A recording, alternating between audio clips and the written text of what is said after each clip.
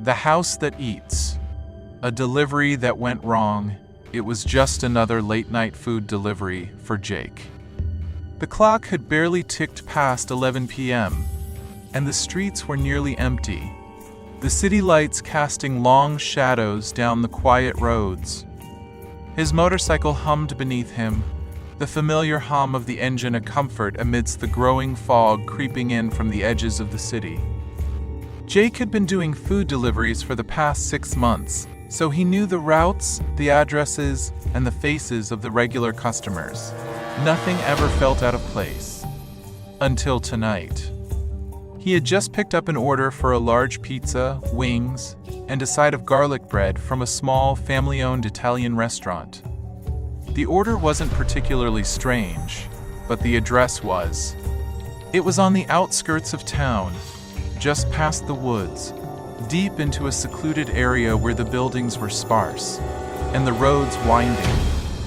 As he arrived at the destination, Jake glanced at the address again. 1227 W. Waverly Lane. There was nothing particularly eerie about the name, but the street sign was old, its paint peeling, and the neighborhood seemed almost abandoned. Jake had made deliveries here before, but always in daylight, never this late. His bike slowed as he reached the address. The house that stood before him looked like something out of a nightmare. It wasn't the typical suburban home. No, this house was different. The paint was chipped, the windows boarded up, and the front yard was overgrown with weeds that seemed to crawl toward the house itself. The place had an oppressive aura, a heaviness that made Jake's stomach twist. He parked his bike, turned off the engine, and took a deep breath. Just a regular delivery, he muttered to himself. But the hairs on the back of his neck were standing up, and he couldn't shake the feeling that something was wrong. Jake walked to the front door, the path creaking beneath his boots as he made his way up the stairs. He rang the doorbell, but there was no response. A few seconds passed, and then the door opened. A woman stood there, her face pale and gaunt, her eyes sunken deep into her skull. Her long, unkempt hair framed her face like a curtain, and her lips barely moved as she spoke. "You're here." Her voice was low, almost breathless, and it made Jake's skin crawl. There was something about her tone, as though she wasn't entirely human. Yeah?" Jake said, trying to shake the unease creeping up his spine. "I've got your order. Is this the right house?" The woman didn't answer. Instead, she stepped aside and motioned for him to enter. Jake hesitated. "I'll just leave the food here," he said, trying to keep his voice steady. But the woman didn't seem to hear him.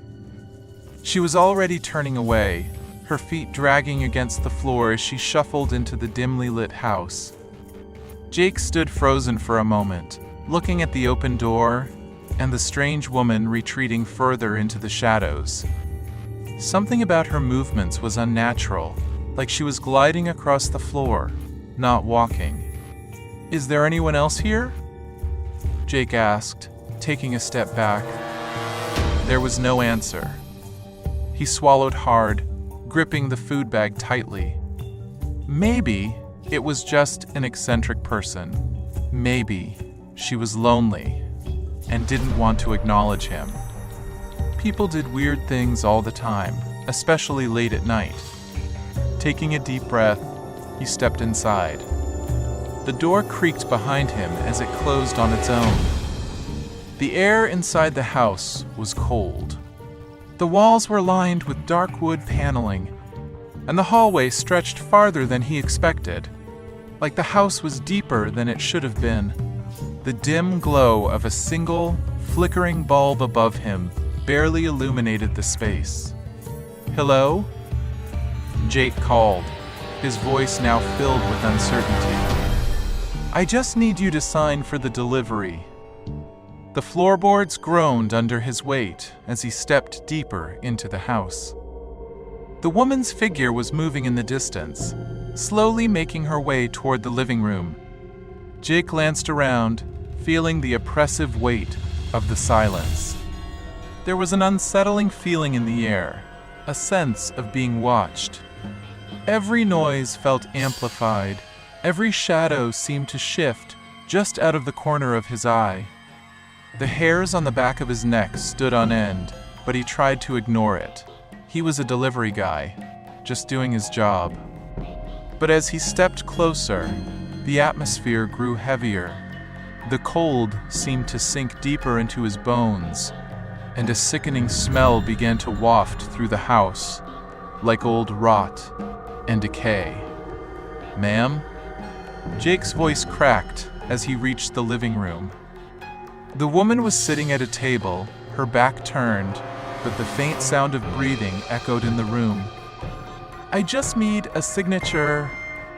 She didn't move, not a single muscle. Jake stepped closer. That's when he noticed something that made his stomach lurch, a dark, sticky substance dripping from the table. The floor was stained with it, as though something had been spilled and left to fester. It was thick and black, oozing in a slow, deliberate pattern. His heart pounded in his chest. The woman turned around slowly, her face now twisted in an unnatural grin. Her eyes were wide, too wide, and there was no recognition in them, only hunger. "You've come," she whispered, her voice now a low rasp. Just in time. Before Jake could respond, something moved in the shadows behind her. Suddenly, the room seemed to grow darker. A loud scraping sound came from the corners, and the floor beneath his feet began to tremble. The woman's mouth opened wider, far wider than a human's should, and Jake took an instinctive step back, his pulse racing. A low growl, deep and guttural, filled the air. From the shadows, a pair of eyes appeared. Then, another, and another, until a figure began to emerge, crawling toward him. It was a creature, something twisted and deformed. It had the shape of a man, but its skin was sagging and rotting, its arms long and bent in unnatural angles. Its eyes gleamed with hunger. Jake felt his knees go weak, but he couldn't move. The figure continued to crawl toward him, its nails scraping against the floor, its mouth opening wider with each movement. "Get out!" the woman croaked, her voice barely a whisper now, as if she was feeding on the air itself. Before it's too late. But Jake couldn't move. The house seemed to come alive, the walls groaning as the floors shifted beneath him. The sound of scraping grew louder, and before he could react, the creature lunged at him. Order number 666. The customer who never left Jason had been working at Midnight Bites, a late-night food delivery service, for nearly 6 months. The job was easy enough: pick up food, drop it off, and move on. Most nights were quiet, just empty streets and sleepy customers. But that night, something felt different. Something felt wrong. At 2:45 a.m., his phone buzzed with a new order. Order number 666. Jason chuckled nervously. "Weird number," he muttered, but a delivery was a delivery. He checked the details. The pickup was from an all-night diner on the edge of town, and the drop-off address? 112 Black Hollow Lane. His stomach twisted. That house had been abandoned for decades. No one lived there, or, at least, no one should. Shrugging off the uneasy feeling, Jason drove to the diner. The cashier, a pale, wide-eyed man, barely spoke as he handed over the food. His hands trembled slightly. Beautiful.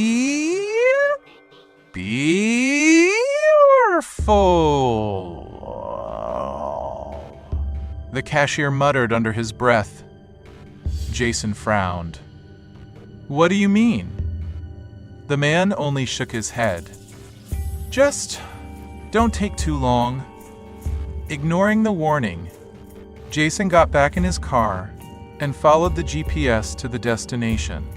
As he approached Black Hollow Lane, the streetlights flickered before going out completely. His headlights barely cut through the thick fog that seemed to materialize out of nowhere. Finally, he saw the Hussein old, rotting Victorian with broken windows and an overgrown yard. The mailbox, rusted and barely standing, bore the number 112. The structure looked as if it hadn't been touched in years. The sight of it sent chills down his spine. He parked and hesitantly stepped out, clutching the food bag tightly. Just drop it and go, he told himself. But as he reached the porch, the front door creaked open on its own. Jason froze. Hello? He called out, his voice shaky. No answer. The air was deathly still, suffocatingly silent. His phone buzzed. A message appeared on the screen. Bring it inside. Jason's breath hitched. The app shouldn't allow messages from the customer. He turned back to his car, except his car wasn't there anymore. The street was gone. His surroundings had changed. The house, once abandoned, now glowed with dim candlelight from within. The air smelled of something foul, rotten. Jason felt his pulse pounding in his ears. His phone buzzed again. We're waiting. Against his better judgment, he stepped inside. The door slammed shut behind him, locking with an unnatural force. The house was eerily preserved, as if someone had been living there for centuries. The walls were lined with old portraits, their eyes following him. The dining room table was set, plates arranged neatly with steaming food, despite the house looking long abandoned. A shuffling sound came from upstairs. Jason's legs refused to move, but his heart pounded wildly. Then, a whisper. Sit down, Jason. His blood ran cold. He hadn't given his name. Slowly, his eyes moved to the far end of the table. A figure sat there, obscured by shadows. It had no face, just darkness, where features should be. Long, bony fingers tapped against the table, impatient. Jason turned to run, but the house was shifting, warping. The door was gone. The windows bricked over. The floor felt like it was swallowing him whole. He ran to the nearest window and tried to smash it, but his fists passed through like hitting thick air. The walls began to breathe, the old wallpaper stretching as if something behind it was trying to push through. A low, guttural chuckle echoed around him, vibrating through his bones. You took too long, the voice rasped. Now, you're part of the order. Jason screamed, bolting toward the stairs, hoping to find another way out. But the steps stretched, elongating, leading into infinite darkness. Shadows slithered along the floor, creeping toward him. The phone in his pocket buzzed again. With shaking hands, he pulled it out. A new message appeared. Your shift has ended. Then, the final notification. Delivery successful. Welcome home, Jason. The last thing Jason saw before the darkness consumed him was the grinning face of order number 666, finally satisfied.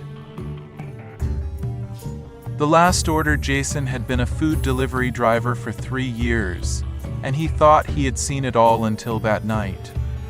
The order came in at 2:15 a.m., just when he was about to log off. The address was unfamiliar, a small house at the edge of town where the streetlights barely reached. He considered ignoring it, but the hefty tip made him change his mind. When he arrived, the house was in complete darkness. No porch light, no movement inside. Jason knocked once. Silence. He knocked again, harder this time. Still, nothing. Just as he turned to leave, the door creaked open on its own. "Hello?" he called out. No answer. But inside, he saw the food payment neatly placed on a small table by the entrance. Something about the setup felt wrong. Like someone had been expecting him but didn't want to be seen. He stepped inside slightly, just to leave the food on the table. That's when he noticed something chilling a row of pictures on the wall. They were all of him, taken from outside his car, from behind the wheel, even from moments ago standing at the doorstep. The last picture was of him looking at the pictures.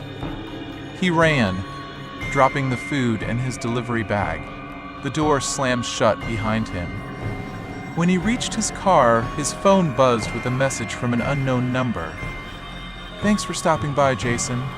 See you soon." Story 2. The hungry guest Samantha loved her job as a delivery driver. But one night, she got an unusual request delivered to an old motel, room 203. It was storming outside, and the motel looked abandoned, but she had already taken the order. She knocked. No answer. Then, she knocked again. The door slowly creaked open. Inside, the room was empty.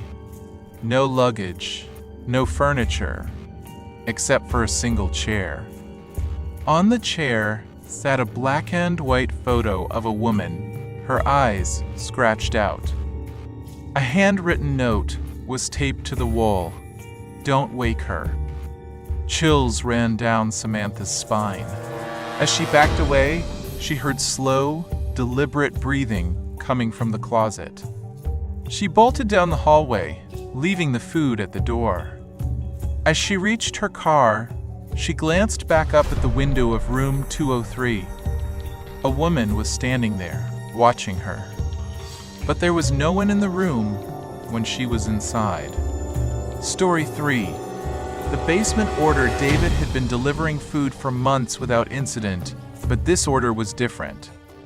The delivery address led him to a massive, decrepit mansion on the outskirts of the city. The instructions read, "Come inside. Leave the food by the basement door."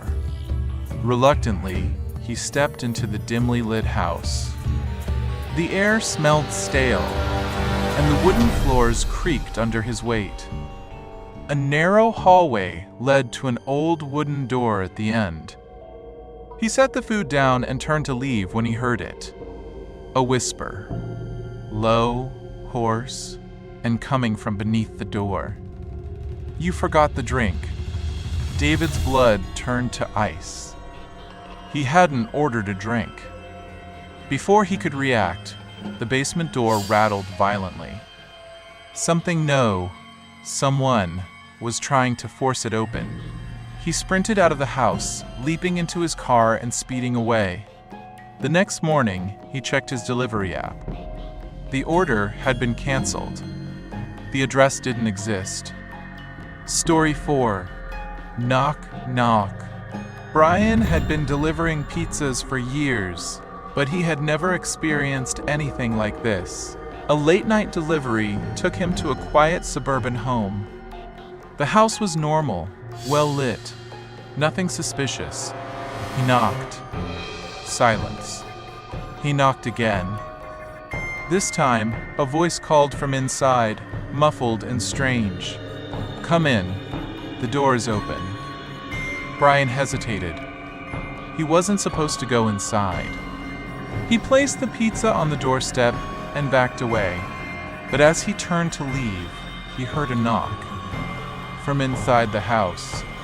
His stomach dropped. He hadn't gone in, so who was knocking from inside? Then, his phone buzzed. A new message from the same address. Look behind you. Brian spun around, but there was nothing there.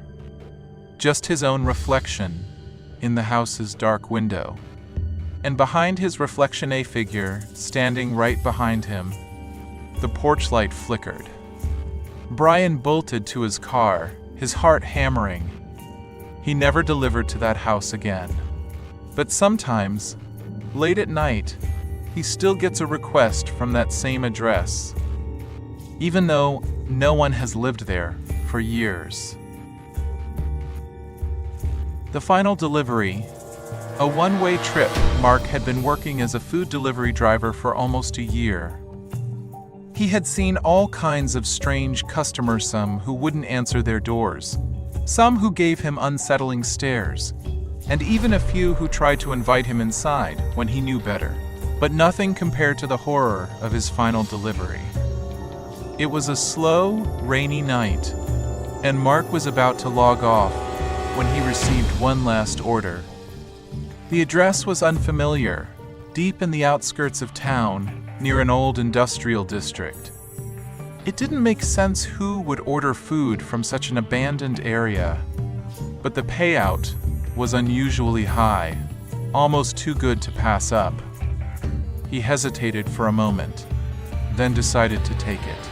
After all, it was just one last trip. The roads became darker the farther he drove. Streetlights became sparse, and soon he was surrounded by nothing but fog and the sound of his own tires rolling over the wet pavement. His GPS led him to a building that looked like an old warehouse, barely illuminated by a flickering light above the entrance. "This can't be right," he muttered. But the app confirmed the location. He grabbed the food bag, stepped out of the car, and approached the rusted metal door. There was no doorbell, just an old-fashioned knocker that looked like it hadn't been used in years. He knocked 3 times. No answer. Mark checked his phone. "Leave it by the door."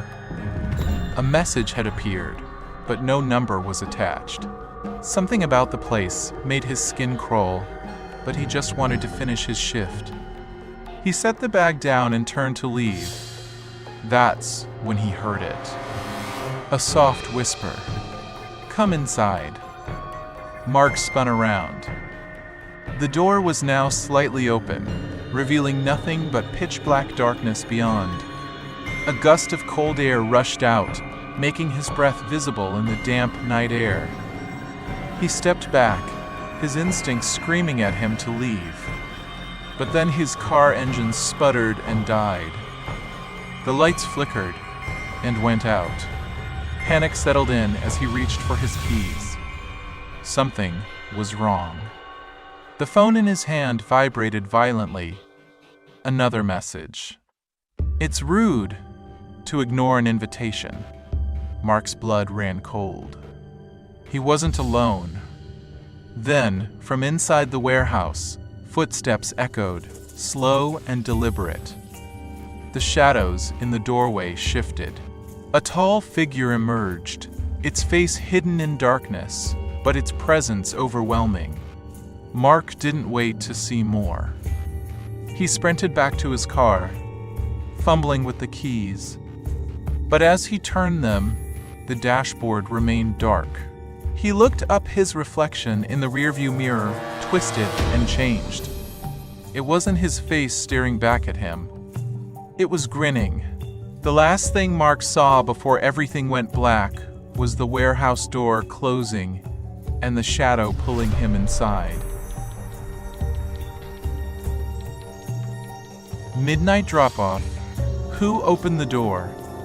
It was 11:58 p.m. when Mark, a 22-year-old food delivery boy, zipped down the empty streets of the suburban neighborhood. His bike's headlights cut through the foggy mist as he checked his phone again. The order had been placed just before midnight, and he'd made it to the address with seconds to spare. The address was unusual, tucked at the end of a long, winding street where the houses were far apart. He'd never delivered here before, and the lack of streetlights made the area feel eerily silent. Mark shrugged it off. It wasn't his job to question where people lived or when they ordered. But there was something unsettling about tonight, the chill in the air, the heaviness in the atmosphere. He pressed the doorbell, but the response wasn't what he expected. There was no sound of footsteps approaching, no rustle of movement from behind the door. After a few seconds, Mark hesitated. Maybe the person was upstairs, waiting? He knocked again, louder this time. Still, nothing. Mark was about to call the customer when he heard a faint sound. It was a low, almost inaudible creak, like something had shifted inside the house. Suddenly, the door swung open. Standing there was no one. The house was completely dark, except for the faint glow of a dim light in the hallway. It was as if someone had simply left the door open for him. Mark glanced at the order details again. Martha Winters, 45th Avenue. The name sent a shiver down his spine. It sounded familiar, but he couldn't quite place it. His thumb hovered over the phone, considering whether to call the customer again, but something felt off, like he wasn't supposed to leave. Curiosity got the better of him. He stepped forward cautiously, the fog swirling around his legs. The door didn't slam shut behind him, and for a moment, it almost felt like the house itself was inviting him in. Inside, the air was colder, and the silence was suffocating. Mark looked around, calling out, "Hello? Your food is here." But no answer came. Only the soft hum of the fridge and a distant ticking of a clock. Just then, Mark heard a whisper. "Come in."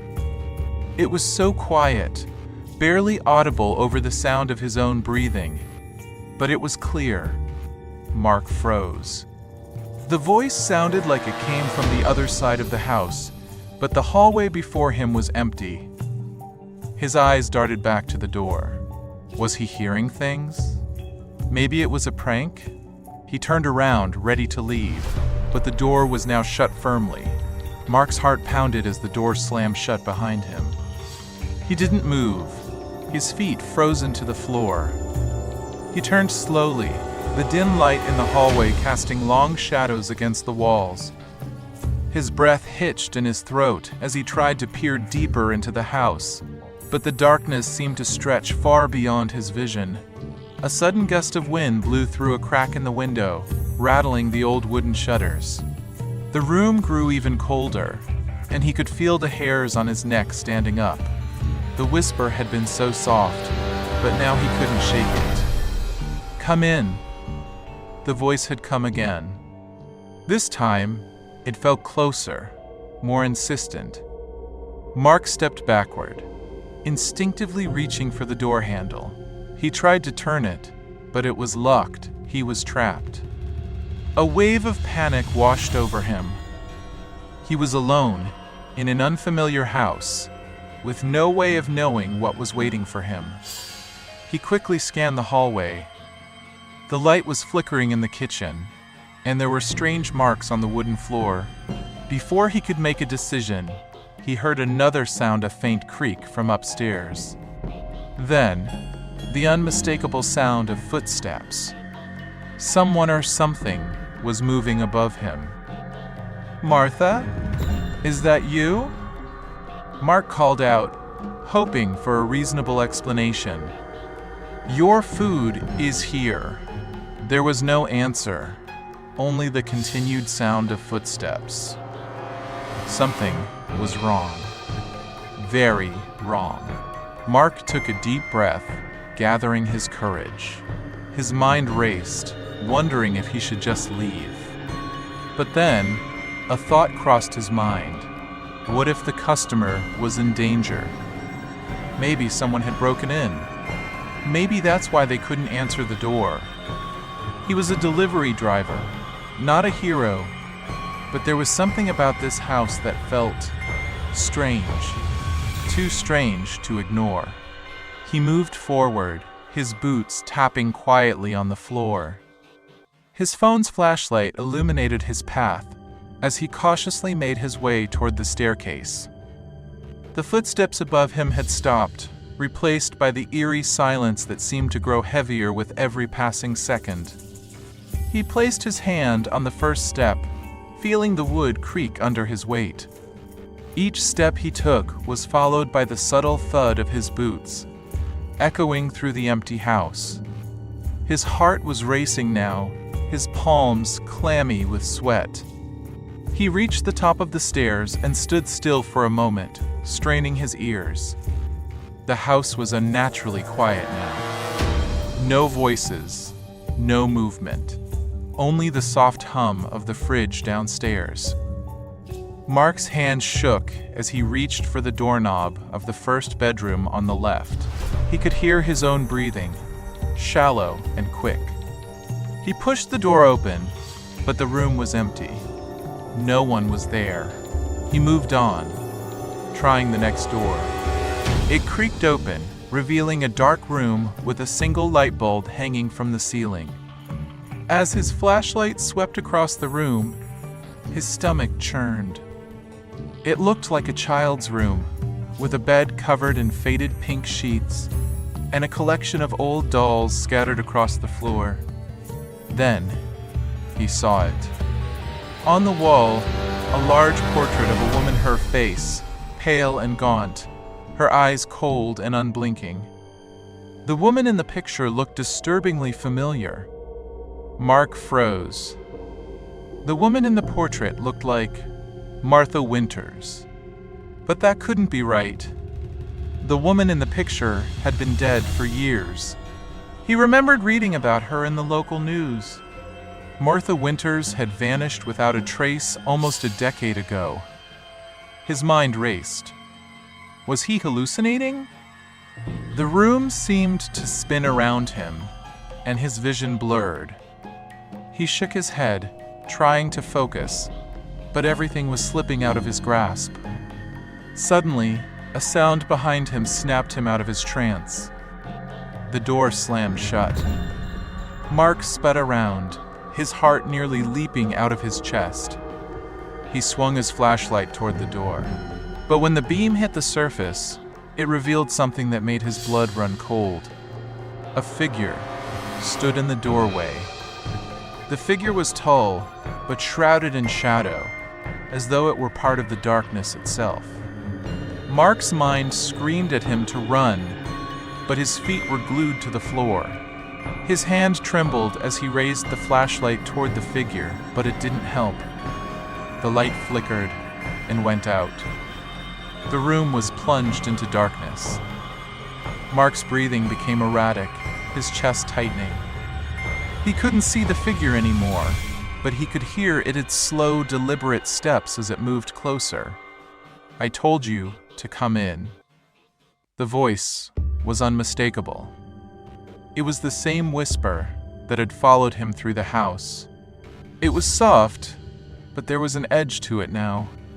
Something darker, something malicious. Mark stumbled backward, his back hitting the wall. His pulse pounded in his ears as he tried to steady himself. Then, from behind him, he heard another sounded door creaking open, followed by the faint sound of a child's laughter. He whirled around, his breath catching in his throat. The laughter grew louder, more distinct, but it didn't sound like any child he had ever heard before. It was eerie, unnatural, almost mechanical. "Martha?" Mark whispered, his voice hoarse. "Is that you?" But there was no response. Only the laughter, followed by a low growl. He spun back toward the dark figure in the doorway.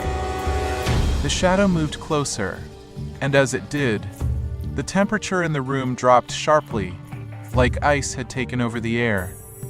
Mark's heart raced as he backed into the corner of the room. There was no way out. The house was a maze, and he was trapped. The shadow loomed over him now, and he could feel it pressing in, surrounding him. Then, it spoke again. "You shouldn't have come here."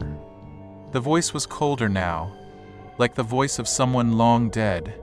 Mark's mind reeled as he tried to understand what was happening. Was he dreaming? Was he in some twisted nightmare? The figure stepped forward, and suddenly, a flash of light illuminated the room. Mark blinked, momentarily blinded. When he opened his eyes again, the figure was gone. The room was empty. The footsteps had stopped.